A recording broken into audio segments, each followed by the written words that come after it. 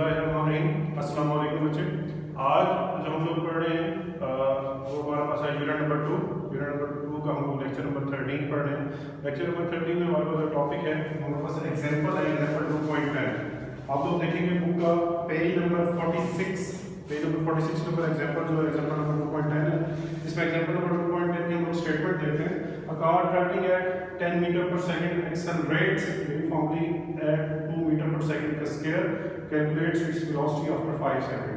हमारे पास जो है उसकी कार की इनिशियल वेलोसिटी दे दी गई है और हमारे पास एक्सेलरेशन भी दे दी गई है 2 मीटर पर सेकंड का स्केयर, और हमारे पास ये कहा जाता है कि इसकी वेलोसिटी फाइंड आउट करें, फाइनल वेलोसिटी फाइंड आउट करें आफ्टर 5 सेकंड, 5 सेकंड्स के बाद। तो टाइम हम लोगों ने हमारे पास टाइम दे दिया 5 second, final velocity find out करनी है।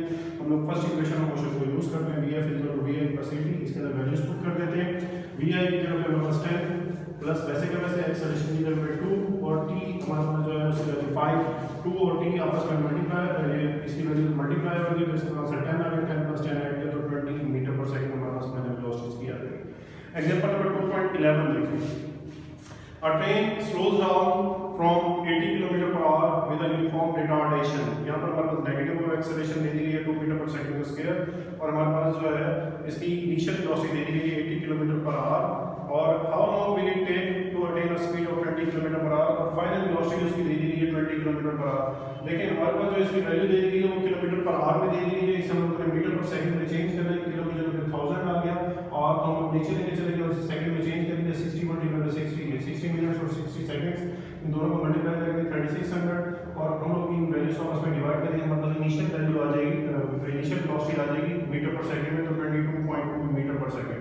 सिमिलरली उसमें फाइनल वेलोसिटी दे दी गई है वो हमारे पास है 20 km/h, इसे हम लोग मीटर पर सेकंड में चेंज करेंगे, मीटर पर सेकंड में चेंज करेंगे, किलो को खत्म कर देंगे, इसकी 1000 आ जाएगा, और r को नीचे लेके चले जाएंगे तो सेकंड में कन्वर्ट करेंगे 60 × 60 3600, और ऊपर 20,000 से हम लोगों ने इसे आपस में डिवाइड कर दिया, तो फाइनल वेलोसिटी हमारे पास 5.6 मीटर पर सेकंड आ गई। एक्सेलरेशन उसमें हमें दे दिया, नेगेटिव ऑफ एक्सेलरेशन रिटार्डेशन है वो -2 मीटर पर सेकंड का स्क्वायर है, और टाइम हम लोगों ने फाइंड आउट करना है। फिर वही first equation of motion vf = vi + at।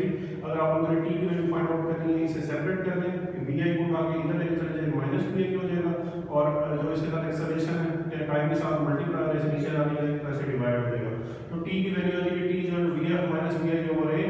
इसके अंदर हम लोगों ने वैल्यूज पुट कर दी, vf की जगह पे 5.6, vi की जगह पे 22.6, और एक्सेलरेशन -2 हम लोग कैलकुलेट करेंगे तो टाइम हमारे पास 8.3 सेकंड्स आ जाएगा। फिर एग्जांपल नंबर 2.12 देखें। A bicycle accelerates at 1 metre per second का स्क्वायर, एक्सेलरेशन हमारे पास गिवन है from an initial velocity of 4 metre per second for 10 second, initial velocity भी दे दी गई है 4 मीटर पर सेकंड, और टाइम भी दे दिया गया 10 seconds. Find the distance moved by it during its interval of time. हम लोगों ने ये देखना है कि इस इंटरवल में उस ऑब्जेक्ट ने कितना डिस्टेंस ट्रैवल किया, s की वैल्यू फाइंड आउट करनी है।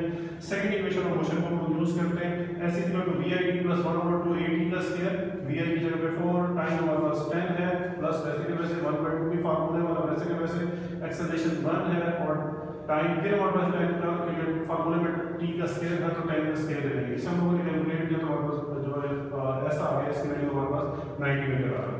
फिर ऐसे हम लोग आगे एग्जांपल नंबर 2.13 करेंगे। उसमें देखिए हमारे पास क्या है, a car travels from a velocity of 5 metre per second if that accelerates uniformly and travel a distance of 50 metre.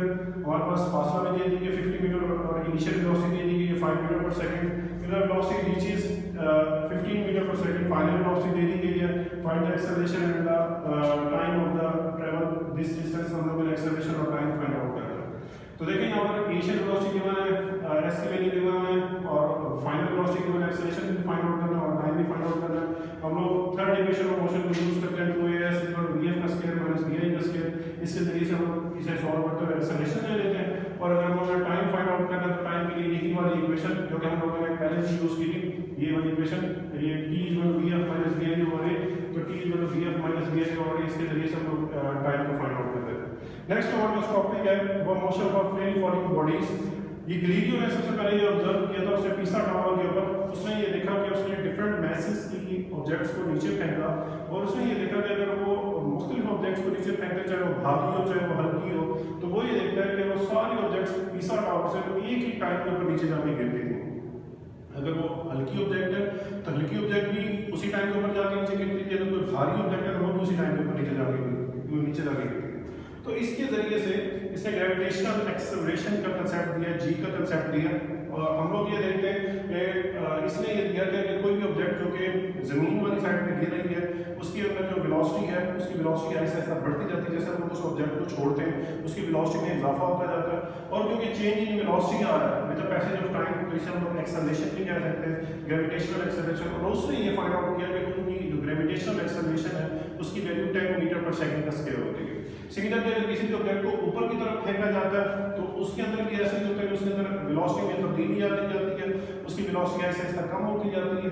और वेलोसिटी कम होती जाती है तो फिर इसमें चेंज इन वेलोसिटी जो हमारे पास आ रहा है जिसे हम एक्सेलरेशन कहते हैं, चेंज इन वेलोसिटी जो है वो हमारे पास जो है वो नेगेटिव की सूरत में आएगा। उसकी वेलोसिटी में जो चेंजिंग आएगी वो फिर वही आएगी जो कि हमारे पास 10 मीटर -10 मीटर पर सेकंड का स्केयर है। तो इसे आप लोग देख लेंगे। फिर हमारे पास एग्जांपल 2.14 है। एग्जांपल 2.14 देखिए आप लोग, बड़ी इंपॉर्टेंट एग्जांपल है। Stone is drop from the top of a tower. एक पत्थर को ऊपर टावर से फेंका जाता है, stone hits the ground after 5 second. जो पत्थर है उसे 5 सेकंड लगते हैं नीचे गिरते हुए, ठीक है। Find the height of the tower, हम लोगों ने हाइट फाइंड आउट करनी है, the velocity with which the stone hits the ground, और वो वाली वेलोसिटी फाइंड आउट करनी है, फाइनल वेलोसिटी जिससे स्टोन नीचे आगे गिरता है। क्योंकि इनिशियल ऑब्जेक्ट को जब हम लोग ऊपर टावर से फेंक रहे हैं उसकी इनिशियल वेलोसिटी 0 है, जब वो आगे नीचे गिरता है उसकी फाइनल वेलोसिटी हम लोगों ने फाइंड आउट करनी है। तो देखिए इनिशियल वेलोसिटी 0 है, जी की वैल्यू जो ऑब्जेक्ट की जो डायरेक्शन है वेलोसिटी वो जमीन वाली साइड में से लेंगे, हम लोग उसकी जी की वैल्यू पॉजिटिव लेंगे। और टाइम हमारे पास 5 सेकंड है, हाइट फाइंड आउट करनी है और फाइनल वेलोसिटी फाइंड आउट करनी है। हाइट के लिए हम लोग सेकंड इक्वेशन और मोशन वाले फार्मूले को जो है चेंज करके लिख लेते हैं। तो h equal to vi t plus 1/2 gt का स्क्वायर, a की जगह पे g आ जाएगा और s की जगह पे h आ जाएगा।